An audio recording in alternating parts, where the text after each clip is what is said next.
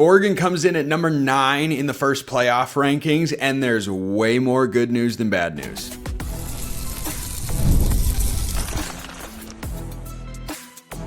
You are Locked On Ducks, your daily podcast on the Oregon Ducks. Part of the Locked On Podcast Network, your team every day. Yes, it is that time once again for Locked On Ducks. I'm your host, Spencer McLaughlin. Thank you all so much for making this your first listen or your first view of the day. It is part of the Locked On Podcast Network, your team every day, your number one source to stay up to date with the Ducks. Plenty to get to. Talk Iowa and Oregon's defense against the Iowa offense.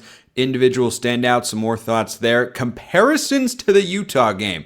I would love to see a repeat. This episode brought to you by our friends over at FanDuel right now. New customers can bet just $5. And if your bet wins, you'll get $300 in bonus bets to use across the app. Download the FanDuel app today. I mean, if you'd put $5 on Oregon money line against Hawaii in basketball, it would have cashed and you would have gotten the bonus bets. I shared thoughts on that in a reaction show yesterday. Check it out if you haven't already. Check out the playoff rankings if you haven't already. Oregon comes in at number 9 in the AP poll. Oregon number 6. So if you want to see that as dropping 3 spots, all right, that's one way to look at it. I understand why Oregon is in that number 9 position. I do. And I think what it ultimately comes down to is that Penn State's season has gone completely off the rails, and that win really isn't being valued. Now, I have not been someone that's in that camp where I say, well, that win, it wasn't actually good. No, I think Oregon sent Penn State's program into a spiral because they won that game. The committee doesn't view it that way. It's a different way of looking at the issue. And I understand how you can come down on either side. I have been and continue to be and will forever be in the camp that Penn State win was really good.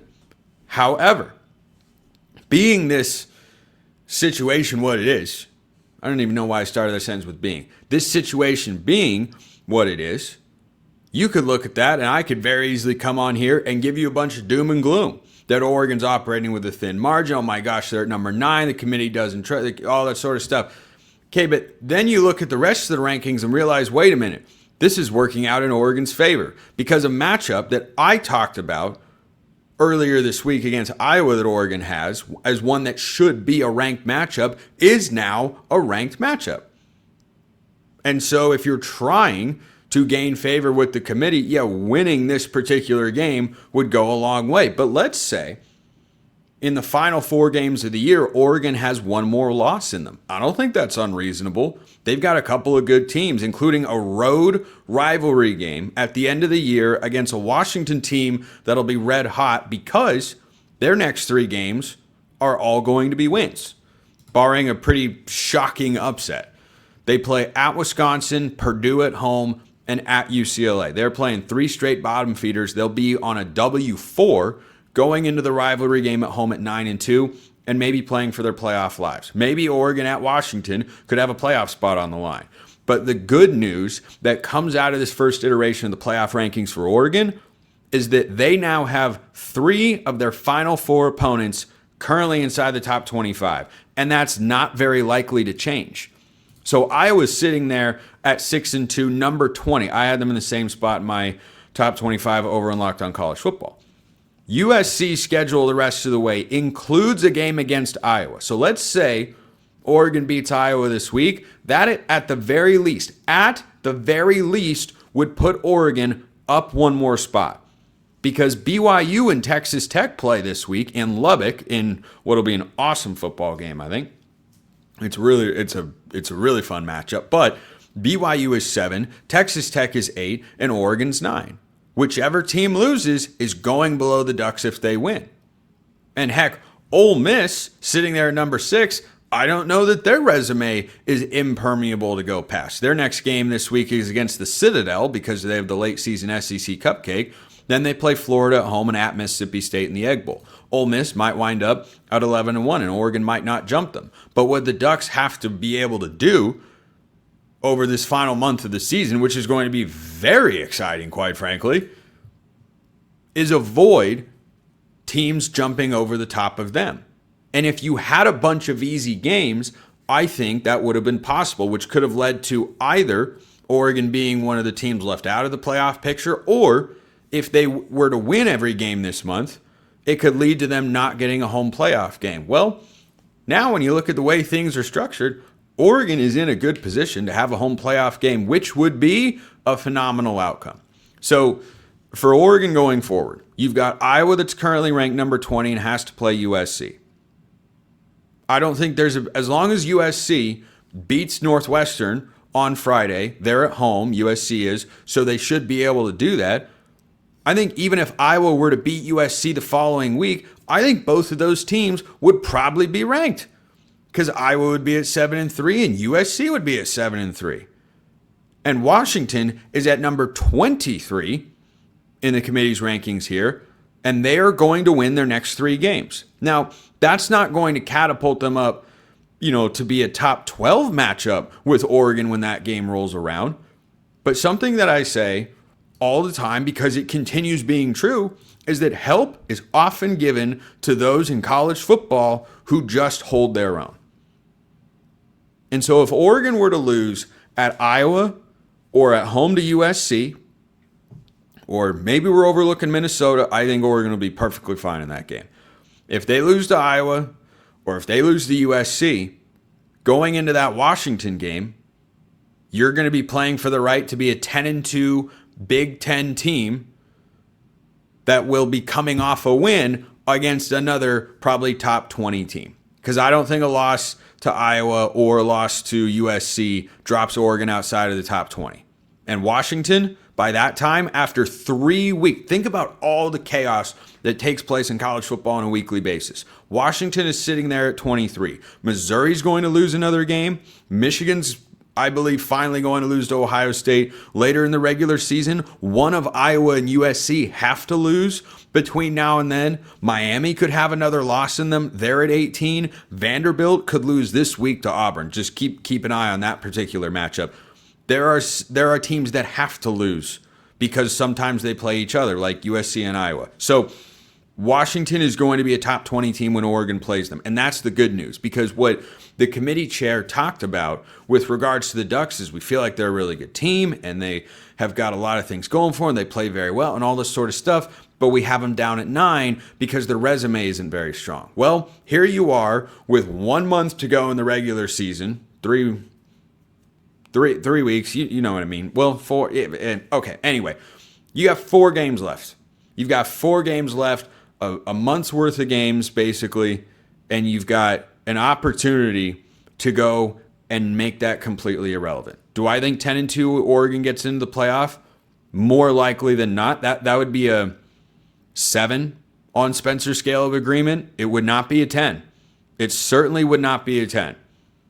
But I do think it would still be more likely than not. But the other thing, and where I'd like Oregon to, of course, get to, win every game, leave no doubt, and because these teams are all ranked in the first iteration of the playoff, the likelihood you'd wind up with a home playoff game, really high. I think it's really, really high. So let me know your thoughts in the comments below. Hit me up on Twitter, all of that good stuff. Let's talk about that game plan for Iowa. First, this episode brought to you by FanDuel. The NBA is back, and there's no better place to get in on the action than FanDuel, the official sports betting partner of the NBA. Even if you missed the start of the game or want to ride the hot hand, FanDuel has live bets on everything from who will score next to fourth quarter comebacks. Plus, you can even combine your live bets into a same-game parlay for a shot at a bigger payout. It keeps every game exciting, especially when your team's making that late push. This line for Oregon at Iowa, according to FanDuel, is Ducks -6.5. It is the exact same line. The number of similarities between this game and 2023 Utah are truly astonishing the more you look at it. If you think Oregon is going to repeat that game, final score 35-6 in favor of the Ducks, then Oregon -6.5 is where you want to go. Maybe you feel like Oregon's squeaking it out, or you are so down on the Ducks right now that you think they're going to lose outright. It's possible. It's possible, in which case Iowa +6.5 could be free money for you. So right now, FanDuel is giving new customers $300 in bonus bets when your first $5 bet wins. Head to FanDuel.com, sign up, and play your game with FanDuel, the official sports betting partner of the NBA. So about this Iowa game, this is going to be fun. It's going to be really, really fun. Oregon on defense going into this game doesn't give me a lot of pause. And the story with Iowa for a long time has been great defense, but boy, the offense is completely inept. The record of head coach Kirk Ferentz for Iowa when they scored 20 or more points is a win 20 or more points. I believe the win percentage is like over 85%. Over 85%. Remember those games in the Dan Lanning era when Oregon would score 30 plus and lose? The 3 Washington games all went that way in 2022 and 2023. Remember those games? Those were games that feel like they're from a different era, a different time right now. If Iowa's never had that. That's just not something the Hawkeyes have ever been known for. Losing a shootout hasn't been a thing. Iowa is just ahead of Oregon this year in scoring defense. They're giving up 13.1 points per game. Oregon's just a touch under 14, not far behind. These are 2 of the 10 best defenses statistically in all of college football. The Hawkeyes have held their opponents to 235 yards, 234.9 to be exact. I don't care what your schedule looks like. 234 yards per game is really, really good. And that's what we should expect on Saturday.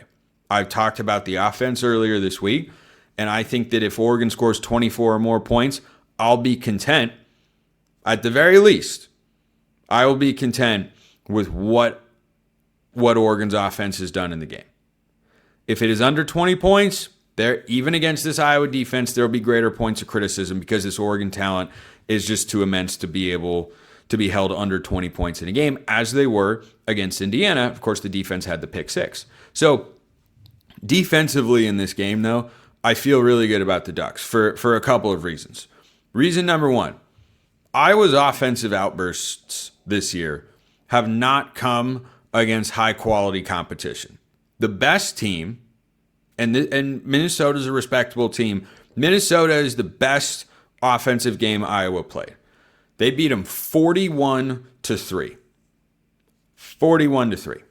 What if I told you that this Iowa offense that is averaging a blistering 31 points per game on the season, which is revolutionary for the Hawkeyes and what they have historically done as a program on offense? And I don't say that facetiously. If they had been this capable on offense for several seasons within the last 5 years, they would have pushed for a Big Ten title game appearance and or a college football playoff spot. And they are currently, of course, pushing for a college football playoff spot.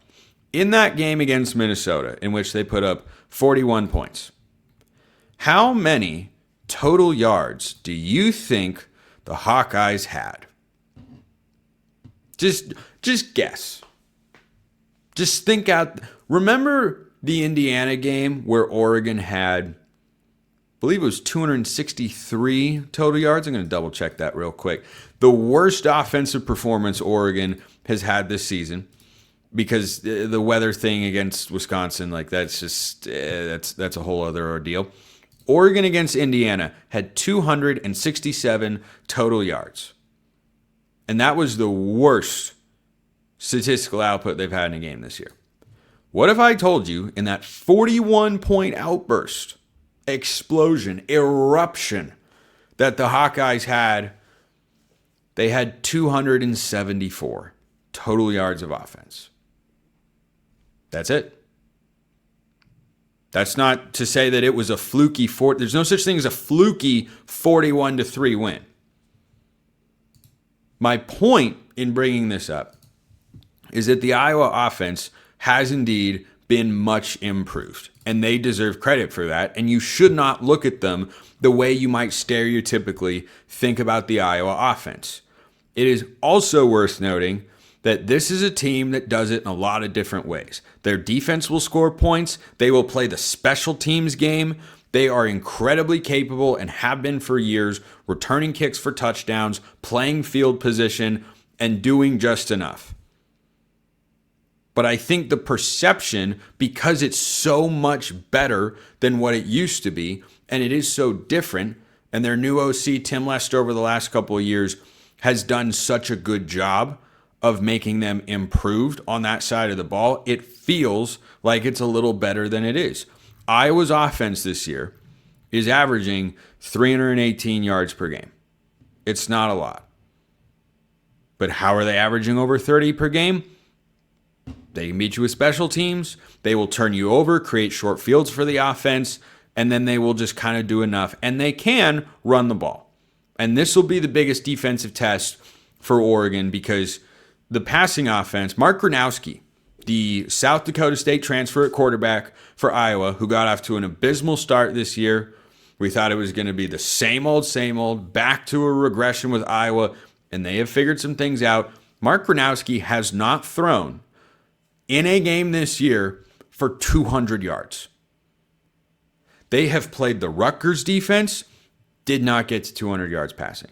They have played Albany, did not get to 200 yards passing. They have played UMass, did not get to 200 yards passing. He had 179 against UMass. I believe that's one of his highest totals of the year. So this offense for Iowa is a step up, but in no way, shape, or form is it all of a sudden a great offense. It's just above where it used to be. So for Oregon defensively in this game, the number one key, and I can tell you right now, I will have my keys to the game later in the week, and I'll talk about it more on Friday's show. The number one key will be stopping the run. If I were Tosh Lupoi, and I've gotten some questions this year about what does game plan actually mean, and the shortest way I can explain that from what I understand is how you want the game to look. Here's how I want Oregon's defense to look. Leave the corners on islands. Trust those guys to be as good as they've been all season. Brandon Finney, superstar. Ife Obadegwu, stud. Jaden Kennedy at nickel, awesome. He might be the biggest surprise on either side of the ball from my vantage point in the positive. He's been really good coming over from Ole Miss. Between Dylan Thieneman and Aaron Flowers, those guys need to be down and run support. And yeah, Oregon's linebackers have to play well. The defensive line has to be able to get a push, not get moved around, because if Iowa can just hand the ball off and sparingly make Mark Gronowski throw it, they will do just that. Because even though it's improved, their personnel and their philosophy are just not equipped to get into a shootout. It's just not the way that they're wired, and they don't have the guys to do it. So their highest scoring game this year, by the way, was against Rutgers. Iowa went to Piscataway and won 38-28. The Hawkeyes put up 346 yards of total offense in that game. Rutgers had 400, as a matter of fact. So it can be done against this Iowa offense. That wasn't at Kinnick. That's a different animal that you're going up against. However, it's not as if it's impossible, which is why I don't set the Oregon offensive expectations at 20 or 17. I say 24 or above, and it'd be great to see them push for 30. If Rutgers can do it, Oregon can do it too, but you've got to have the right game plan and make the right calls and adjustments throughout the game, and players have to be able to execute, which Oregon has done at times this year, has not done at times this year. But going back to the defensive side of things, if I'm Tosh Lupoi and I'm Dan Lanning constructing a game plan for this matchup, I trust the corners to play with limited safety help so that they can be down and run support. And if Iowa starts exploiting that, all right, you make some adjustments during the game and see what happens. But man, I just don't think that a passing offense that has been as limited as Iowa's has been this year is suddenly just going to pop off against this Oregon secondary and pass defense that has been elite. Ethan Kaliakmanis' stat line against Iowa was, Sorry, let me pull this up. 24 of 40. He went for 330 yards through the air, did not throw a touchdown, and had an interception. But he put up 330 yards through the air on this Iowa defense. I can't see that happening with the shoe on the other foot. I can't see this Iowa offense just suddenly figuring out how to the Oregon pass defense is as good as we've ever seen, and that includes defensive line and linebackers. They're obviously a part of it as well, but it has been the secondary that has played at a high level. Aaron Flowers, who's been great in run support and good in coverage this year, and Dylan Thieneman, who's good at everything. Those guys are going to have to tackle, help out in the box, force Gronowski to throw it. Force him to throw the football and say, we trust our guys in the back end. That defensively is how I would approach this particular game. But hey, I'm paid to talk, not coach. We'll see what the Oregon defensive staff winds up doing. Let me know your thoughts in the comments below. Hit me up on Twitter. All of that good stuff. An individual that I overlooked, and individuals who have not lived up to the billing.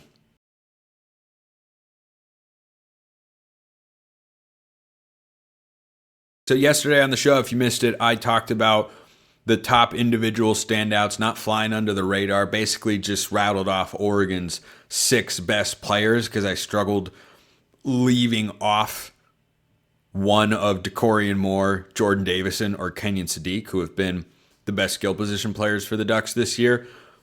But I asked my Locked On Ducks insiders out there, who do you feel like I might have overlooked, or who do you think the top standouts have been?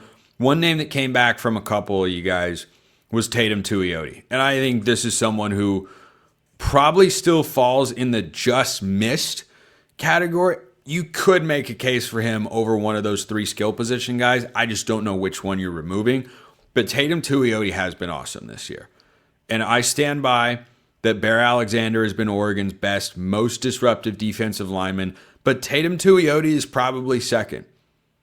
And the way that he has grown into his role this year and has become a complete 3-down player that makes plays against the run, that is an incredibly smart guy that recognizes what plays are happening and can diagnose and react really well, but also just does everything well against the run, against the pass.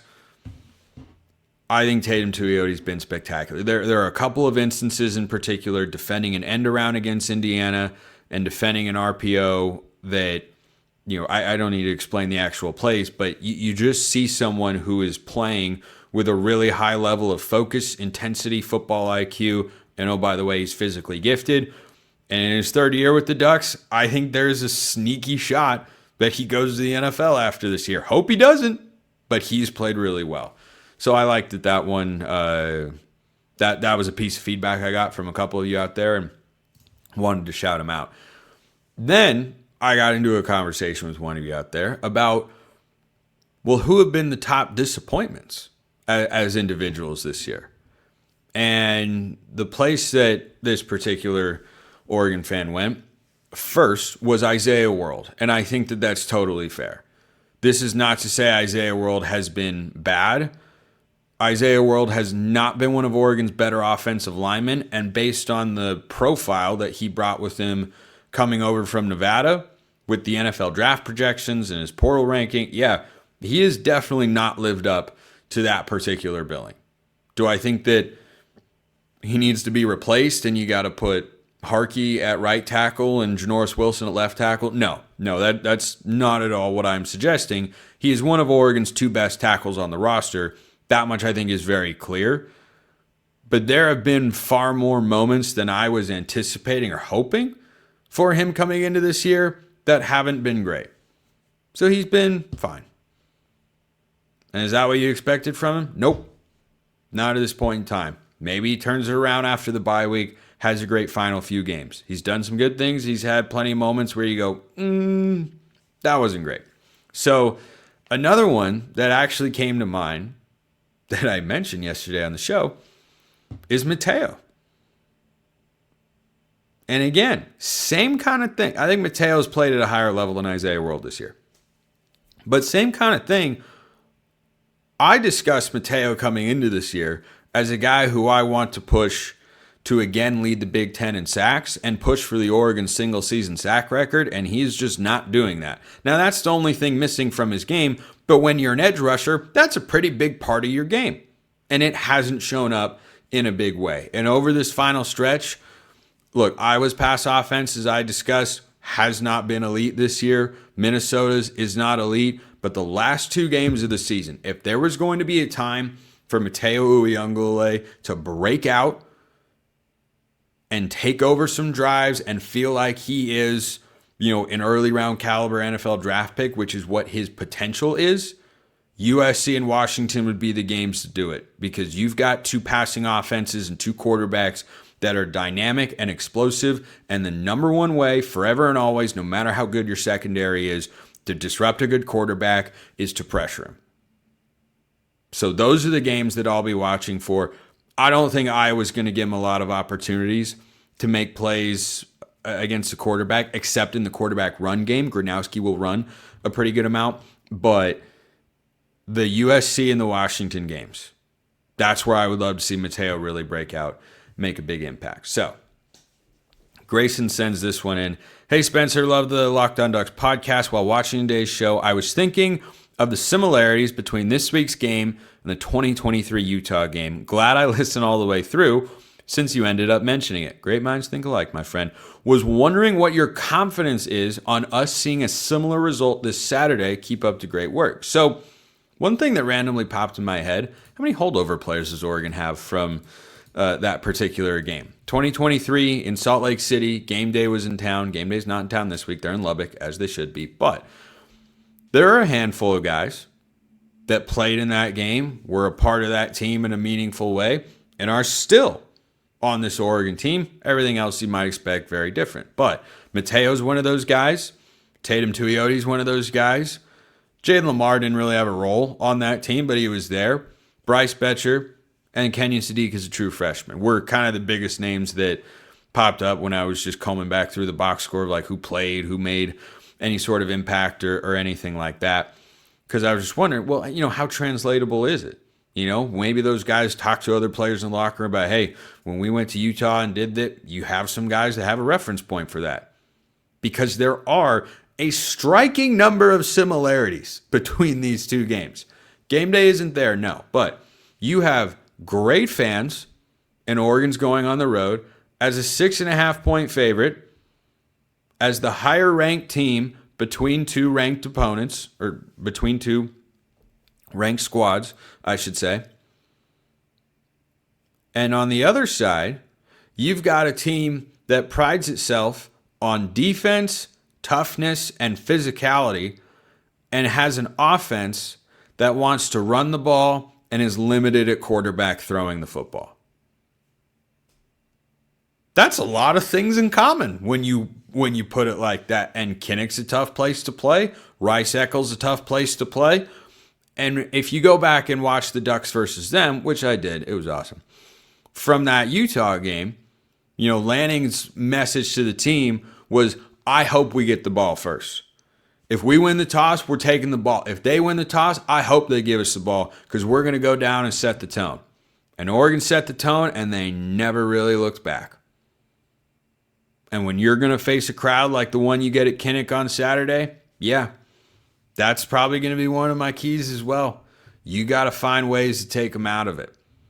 And there are a number of different ways you can go about doing that. But getting off to a strong start and just kind of cutting the energy, making Iowa give them reasons to get excited again, that is going to be a big key for Oregon in this spot. So, also just wanted to shout out myself a little bit because I got yesterday's trivia question right, and I love doing that. Who was the last Oregon starting quarterback to go undrafted into the NFL? Anthony Brown made his way onto the Ravens roster at one point in time. I love the trivia questions. Tuesday trivia lives on. Once the offseason rolls around, might go back to daily. We'll see. We'll cross that bridge when we come to it because between now and then, there are at least 4 Oregon football games. Well, they'll have a bowl game one way or the other. There are at least 5 Oregon football games. I hope there are 8. And that's where we end today's show. Appreciate everyone listening. See you next time. Until then, hope you all have a wonderful rest of your day, and go Ducks.